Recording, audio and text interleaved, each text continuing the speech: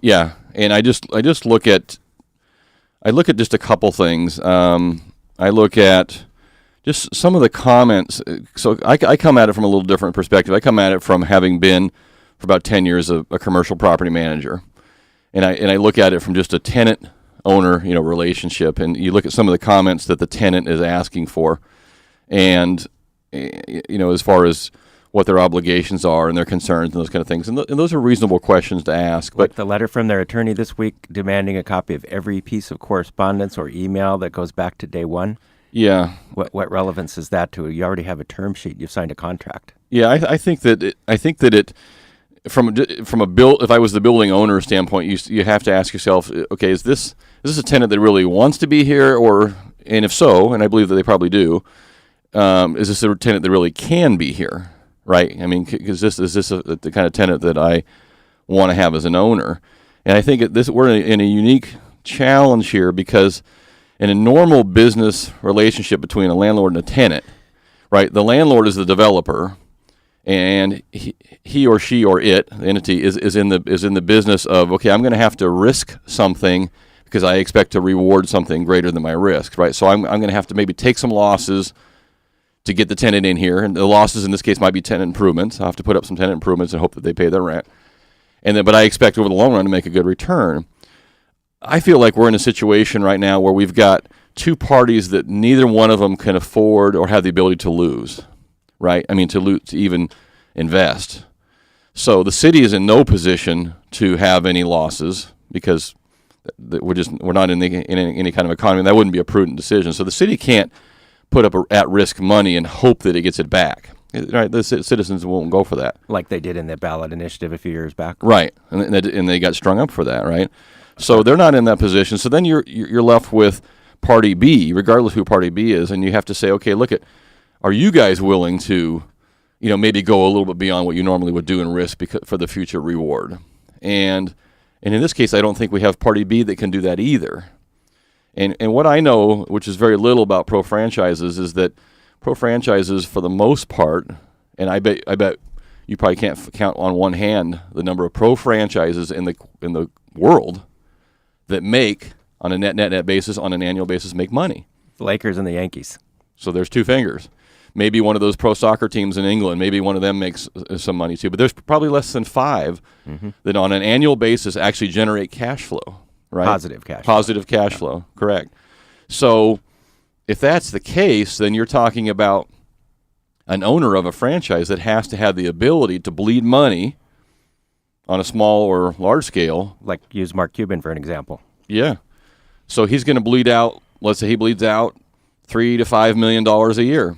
Out of his pocket change, just to say that I own an NBA team and there's only 30 of us in the whole world. Yeah. And when I sell this thing, I'll make 100 or 200 million. And so I'm willing to lose money on an annual basis or break even so that in the end, when I sell it, I can make 100 or 200 million when I sell it. Yeah. And even if he doesn't.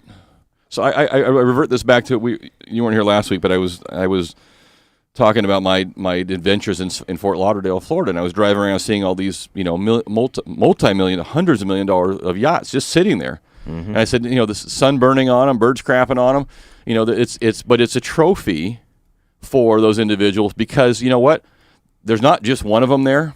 There's 101 of them there. And I got to have a bigger boat than that guy next to me, so they keep spending and spending and spending, and at some point you can't buy a bigger boat, so you got to buy a professional sports team.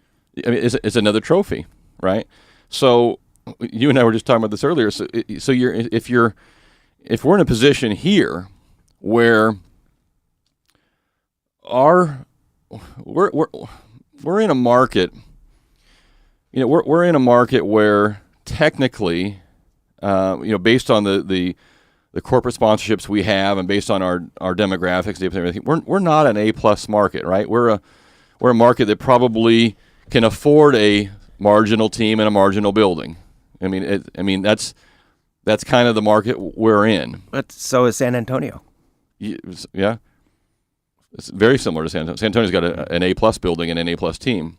Mm-hmm. So what's the difference? An owner who can afford to spend money in a city that has a lot more Fortune 500 companies based there than we do. Right. And we can build a new arena and put 50 skyboxes in there, but how many of them can they sell? Right. And That's one of my concerns, and you addressed it earlier, and I'll say it again. The part that got me yesterday was, and I if I'm attributing it to the wrong council person, I apologize. I think it might have been Rob Fong, but it doesn't matter.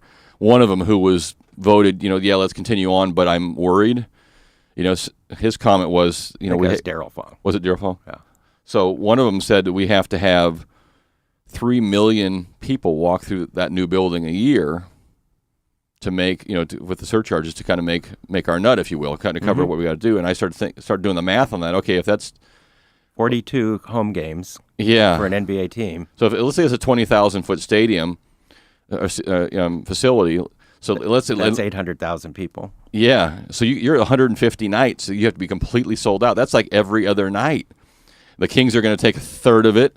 Mm-hmm. So that leaves 100 nights a year. So we got about 2.2 million more seats that we got to sell in addition to the Kings, unless they go deep into the playoffs. Yeah, even if they do, you're still. And so that's where we're very privileged to have AEG willing to put their bucks on the line and say we only manage a couple dozen arenas in the world, including Staples and London, and I think they just got the contract to manage Madison Square Garden.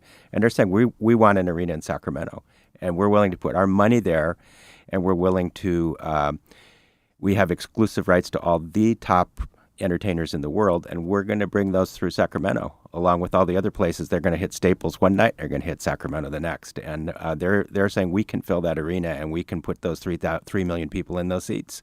And if we have an opportunity like that, and the city's willing to put a parking deal together like that, then we need an NBA owner who can put up, all they had to do this week is put up $200,000, and they wouldn't do that. That's scary. Yeah, no. So the AIG thing or AEG thing, I think is a good. Yeah, we wouldn't want AIG. AIG. Actually, AIG's got a bailout. They probably have no debt. They're probably doing just fine. But AEG, so the AEG thing, I think might be the wild card. And I was trying to think this morning, just in my own mind this morning, I was thinking we're like, and it was I think it was AEG the piece I was missing. I said we're missing one. We got like 2 of the parts. We got a city who wants to do something. We have an NBA team who's here and we want to stay. But there was like that third entity. I was trying to put my mind on it. We're missing one more third kick in the butt, if you will, to kind of get them off the ground. And maybe AEG is the kick in the butt. They're clearly the missing piece. And Kevin Johnson, there's no way anybody could have put that deal together except Kevin Johnson. And no matter what people think about his politics, he put that deal together himself. Who could pick up the phone and call David Stern? Who could pick up the phone and call the head of AEG, and who could get those people in the same room and keep it going? And this would not have happened, you're right, without someone like AEG. And if they're willing to put their money up, the city can sell the parking rights for over $200 million. I think it really can happen. So then we're down to the strength of the owners, our tenant. We're down to the strength of our tenant. And so I like to take, I think that it's, when you look at what's going on, I mean, we have owners of the tenant who are very emotional people. And I think that they really want to succeed and want to make it work because it's fun, right, to make it work. In Sacramento, if you own an NBA team, you're a huge fish in a small pond. And look at the genuine enthusiasm you see from people like Gavin jumping up and down when the Kings beat the Lakers, and he's out there on the floor waving a towel. And I think those were genuine tears of joy when he walked out of that meeting in Florida with the commissioner and said, we have a deal. I do too. So then what happens, and this is the problem with being an emotional person in a business sense, right? Because, yeah, your heart works before your brain works, and which means that you go out of there and you go, I mean, everybody says, well, they really want to move to LA. They really want to move to Anaheim, and I'm thinking, I think their brother George does. He might, but why do you want to do that? Because I just put it in my own personality, my own business sense. Okay, I could move my business down to Southern California. And I've had people tell me, you're crazy to do the loan business in Sacramento. Hell, if you were doing, your average loan amount in Sacramento is $200,000 and in Orange County is $400,000. Mm-hmm. You could double your income by moving down the street. Well, okay. In Sacramento, I've spent a few $1 million in marketing over the last 20 years. Okay. While I'm not the only lender, clearly I'm the best. Well, I'm Absolutely. that's right. It's my show. But clearly, I'm not. Well, I'm not the only lender. There's not as many as there are down in Southern California. So, yeah, I could double my income per transaction down there. But do I get the same number of transactions? No. And then you got to start all over again. So I look at the Kings the same way. I say, yeah, you could go down there, and you probably could get more luxury box sold, and you probably get some more TV revenue. But huge TV revenue. And maybe that is the only number that matters. I mean, maybe at the end of the day, that makes up for everything. But you have one hell of a lot of competition down there for entertainment dollar that you don't have here, and you've got to kind of start rebuilding. Some of the recognition. You got to compete with the Lakers and the Clippers and the hockey. And it's not as easy as it sounds. And maybe the TV writes you a huge check and it doesn't matter. Well, I think some of the things I've read where they were throwing around numbers like $80 million contract for the TV because the Lakers were moving from one network to another, which opened up that slot in the other network, and there's huge numbers there. And all you got to do is sell 20,000 tickets a game for 40 games, and if you can sell those games and you have that much more revenue in TV, it's a big market. You could sell 20,000 seats, but for a couple of years with a marginal product, and then you're going to get lost. So then, can they afford? I think the problem is with what they've lost in the Palms, losing their beer business. Can they afford 3 more years in this beat up old arena? I think can they limp along 3 more years until they get to that big arena? That I think has got to be something. If I had to guess, would be playing on their mind. Is we can move to Anaheim right now. Yeah. So then our tenant, as much as they want in their heart to be here, maybe can't afford to be here. So if they sold their beer business to try to save the Palms, and then they lost the Palms to the lender, and now they only own 2% of the Palms, they don't own anything else, and they've already admitted. In one article I saw that they have to borrow the $73 million to come up with their share of the new arena, that they will find, I think the quote was like, we will find someone to loan us that money. Where do they come up with the money in the meantime for these pre-development costs, and where do they come up with the money to put a good team on the floor the next 3 years until the new arena's here? So then should we as the city and the taxpayers, do we have the right tenant? I mean, should we, as much as we want to build the Taj Mahal for ourselves, and as much as we want AAG to bring consciousness here, if we don't have, do we have the right anchor tenant? They own the team, and so I think we have to trust the Board of Governors who meets in New York this week, that they will figure out a way to make it work. And I think we've heard from David Stern personally and from the league that they want to keep a team in Sacramento. They don't want another Seattle. And they've made it clear in New Orleans that they wanted to keep a team in New Orleans. And when that owner indicated a willingness to sell to someone who would move that team, the NBA took that team away from that owner. And they're trying to find someone to buy that team who's willing to keep it in New Orleans. And I think that shows that they clearly don't want another Seattle. They don't want this team to move. They want to see small market teams. And I think, I've gone to almost every game for 26 years. They are a passionate group of fans here. Yeah. And I think that the small model can work, especially with the new collective bargaining agreement they did, is there's going to be revenue sharing. The small market teams are going to be getting a bigger share of the overall league revenue. So an owner who can afford to run a team can have a very competitive team here. And I think San Antonio is a great model. That town is probably smaller than this town, isn't it?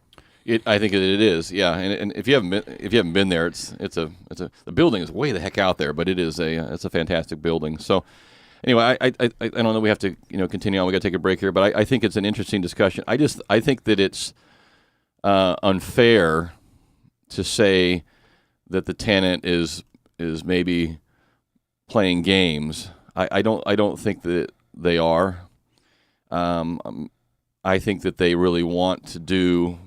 Maybe they are. Maybe their body can't catch the check that their mouth is writing. I mean, maybe that's what it is. You have a desire and you have a history of doing things in a certain way, and maybe there's some other realities that are catching up to them. That you can't do business the way you used to do. Yeah, the downturn of the economy has hit us all, but it hits us all in different ways. Yeah.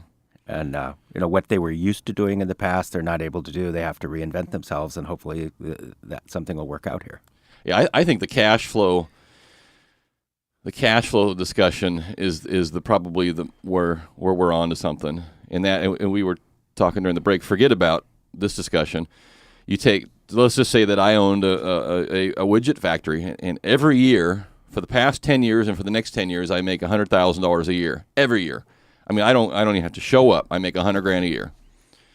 And Mark Drobny comes to me and says, "Hey Jeff, that's something I'd like, and I'd be willing to pay you.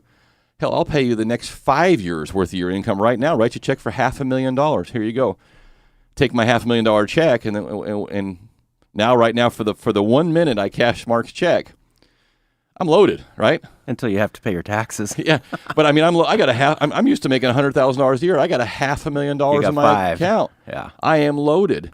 The problem is that I'm still spending $100,000 a year, and in 5 years I'm going to be broke with no source of income. And so you start getting a little bit of that panic mode. You're like, okay, wait a minute, I'm feeding this little entity over here a couple thousand. I'm feeding this over here 10,000, and that was all cool when I was making 100. But now I'm going to whittle away my nest egg here pretty quick. And cash flow is king. And boy, when you let go of those cash flow things go away, it can be very, very detrimental to continuing on with the way business has been. But what confuses me is here they own the arena. They have no mortgage payment. Other than the 70 whatever million they owe the city that they're only paying the interest on.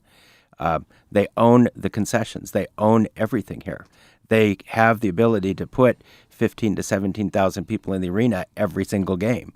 So I don't understand the math, how they can be losing money when they own the whole place and they're willing to go somewhere else like Anaheim and pay rent 40 nights a year. Here, everything that goes on in Arco Arena or Power Balance Pavilion, everything is theirs.